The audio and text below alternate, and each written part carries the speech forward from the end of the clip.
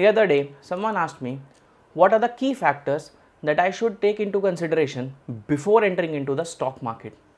Hey everyone, welcome back to the channel. My name is Himanshu and today I am going to answer this question in this video.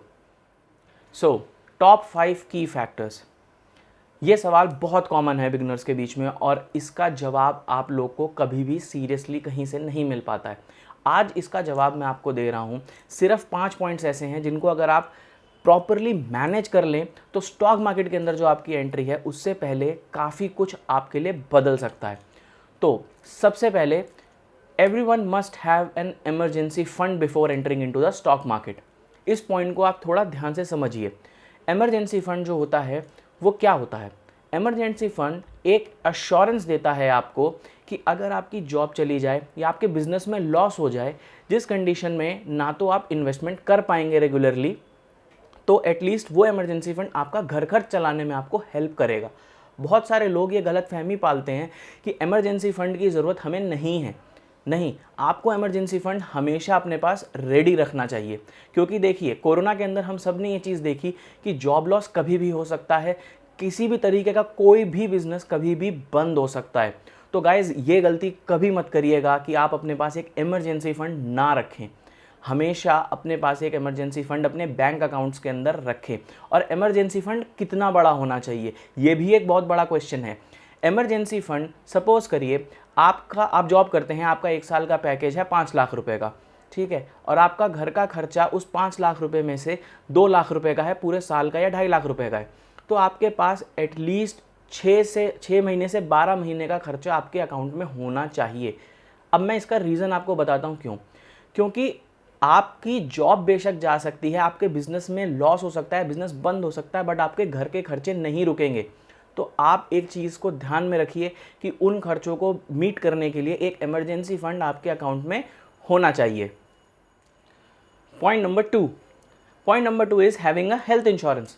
Health insurance एक ऐसी ज़रूरत है आज के time पे जिसको हम निगलेक्ट नहीं कर सकते। हेल्थ इंश्योरेंस आपकी फैमिली को एक कवर प्रोवाइड करता है जो आपको हॉस्पिटल के लाखों करोड़ों के खर्चे से बचाता है। आज अगर हम देखें तो हॉस्पिटलाइजेशन का खर्चा इतना बढ़ चुका है कि उसके बारे में सोच के भी इंसान परेशान रहने लगता है।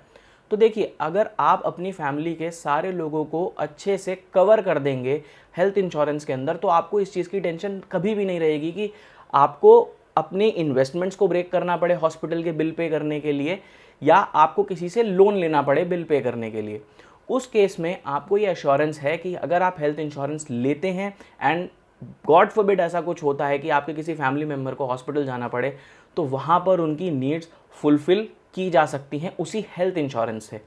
ठीक है, तो अगर आप स्टॉक मार्केट में आने का सोच रहे हैं उससे पहले आप एक हेल्थ इंश्योरेंस ज़रूर लें, क्योंकि आज की तारीख में हेल्थ इंश्योरेंस आपको एक कवर देता है। और कोरोना में हम सब ने ये चीज़ देखी कि हेल्थ इंश्योरेंस की क्या वैल्यू है।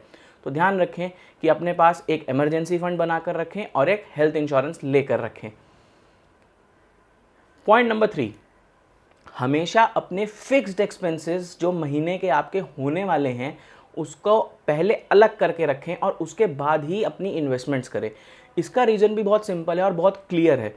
इसका रीज़न क्या है कि जो आपके फिक्स्ड एक्सपेंसेस हैं, जैसे आपके रेंटल इनकम हो, जैसे आपके रेंट पे करना होगा, वो आपको करना ही करना है। अगर आप रेंट पर रह रहे हैं तो आपको रेंट पे करना ही करना है। आपके गैस का एक्सपेंस है, आपकी इलेक्ट्रिसिटी का एक्सपेंस है, आपके वाटर का एक्सपेंस है, आपके मोबाइल फ़ोन के रिचार्ज का एक्सपेंस है। ये कुछ ऐसे एक्सपेंसेस हैं जो आपको पे करने ही करने हैं और ये फिक्स्ड एक्सपेंसेस आपके होते ही होते हैं। अमाउंट ऊपर नीचे हो सकता है, कभी आपका बिल ज़्यादा आएगा, कभी कम आएगा, कभी आपका आप बाहर हैं कुछ दिन तो बिल नहीं भी आएगा, क्योंकि बहुत सारी जगहों पे ऐसा भी है कि कुछ यूनिट्स फ्री हैं तो बिल नहीं भी आता है।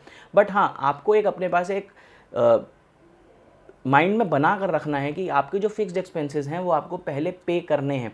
अगर आप फिक्स्ड एक्सपेंसेस अपने पहले पे कर लेते हैं तो आपको ये टेंशन नहीं रहेगी कि यार मैं इन्वेस्टमेंट का पैसा कहाँ डालूँ या ना डालूँ। अगर आपके पास प्लान रेडी है और अगर आप अपने फिक्स्ड एक्सपेंसेस पे कर रहे हैं पहले, तो इन्वेस्टमेंट के लिए जो आपके पास अमाउंट बचेगा वो आप इजीली इन्वेस्ट कर पाएंगे। Point number 4 is never borrow money to invest. कभी भी पैसा लोन लेकर या उधार लेकर हमें इन्वेस्टमेंट नहीं करना चाहिए।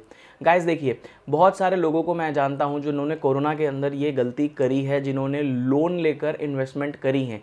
उन्हें ऐसा लगता है कि लोन लेकर मैं इन्वेस्टमेंट अभी कर देता हूं, मेरे पास अभी पैसा नहीं है, बट हाँ मुझे इन्वेस्टमेंट करनी ही करनी है तो मैं लोन लेके बेशक इन्वेस्टमेंट कर दूं। ये बहुत ही गलत चीज़ है। अगर आप इन्वेस्टमेंट लोन लेकर करते हैं, देखिए लोन ऐसी चीज़ है जो आपको जब भी आप लेंगे आपको हर बार चुकाना ही चुकाना है, बट इन्वेस्टमेंट में हर बार आपको सेम रिटर्न्स बने, that is not possible. Market troughs and peaks पे चलती है, ऊपर नीचे मार्केट के अंदर एक कॉमन केस है, ये हम सब जानते हैं अगर हम इस मार्केट में एंटर कर रहे हैं तो। बट लोन जो है उसका अमाउंट हमें रीपे करना ही पड़ेगा। तो एक चीज़ का हमेशा ध्यान रखें, कभी भी लोन लेकर आप इन्वेस्टमेंट ना करें। Point number 5, last but not the least, अगर बड़े बड़े फाइनेंशियल प्लानिंग के गुरुज और पंडित से आप मिलेंगे तो वो भी आपको ये पॉइंट हमेशा समझाएंगे कि always become debt free first. अपनी लाइफ में डेट फ्री होना एक बहुत बड़ा माइलस्टोन है। अगर आप डेट फ्री हैं, आपके सर पे कोई लोन नहीं है जो आपको पे ऑफ करना है, तो आप इन्वेस्टमेंट में अपना ईएमआई का जो अमाउंट आप वहाँ दे रहे थे वो आप इजीली वहाँ डाल पाएंगे। देखिए, हमारे सर पे बहुत तरह तरह के लोन होते हैं। किसी के पास क्रेडिट कार्ड का लोन है, किसी पे पर्सनल लोन है, किसी पे व्हीकल लोन है, किसी के ऊपर हाउसिंग लोन है। तो देखिए, हमें एक चीज़ का ध्यान रखना है कि अगर हम इन्वेस्टमेंट फ्री माइंड से करना चाहते हैं, सो इन दैट केस हमें इस चीज़ का बिल्कुल ध्यान रखना है कि अगर हम डेट फ्री पहले हो जाएंगे तो हम इजीली इन्वेस्टमेंट में ज़्यादा अमाउंट डाल पाएंगे, क्योंकि लोन के अंदर आप प्रिंसिपल और इंटरेस्ट दोनों पार्ट आप भरते हैं। देखिए, शेयर बाज़ार के अंदर कोई गारंटी नहीं है कि आपको 8% 10% हर साल मिलता जाएगा, ठीक है, बट एक लोन के अंदर आपको एक फिक्स्ड रेट ऑफ रिटर्न हमेशा देना ही देना होता है। तो हमेशा इस चीज़ का ध्यान रखें कि आप पहले अपना लोन पे ऑफ करें, सो दैट आपके हाथ में फ्री अमाउंट बचे और उससे आप इन्वेस्टमेंट करते रहें। तो इस चीज़ को हमेशा ध्यान रखें कि चाहे कंपनी हो या चाहे कोई इंसान हो, हमेशा डेट फ्री को ज़्यादा प्रेफरेंस दी जाती है। So with this guys we have come to the conclusion of this video. Please like the video if you like this content and subscribe the channel, press the bell notification and always share it with your friends, because stay together, grow together and prosper together. I'll meet you in some another video. Till then, bye bye, take care, Jai Hind.